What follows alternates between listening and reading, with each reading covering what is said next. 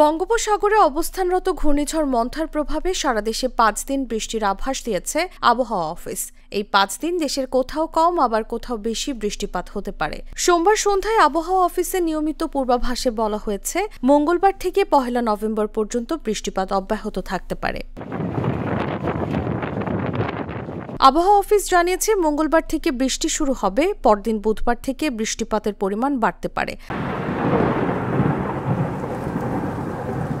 মঙ্গলবার রংপুর, রাজশাহী, ঢাকা, ময়মনসিংহ, খুলনা, বরিশাল, চট্টগ্রাম ও সিলেট বিভাগের দু-এক জায়গায় বৃষ্টি অথবা বজ্রসহ বৃষ্টি হতে পারে। এ সময় সারা দেশে দিন ও রাতের তাপমাত্রা সামান্য কমতে পারে। একই সঙ্গে দেশের কোথাও কোথাও মাঝারি ধরনের ভারী থেকে ভারী বর্ষণ হতে পারে।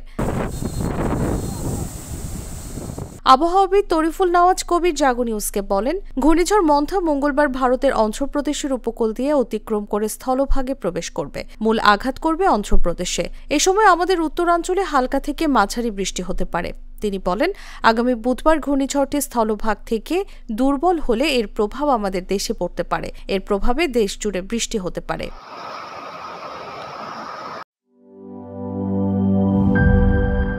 বান্ডেল থাকলে প্রতি সেনমানিতে টাকা বাঁচবে।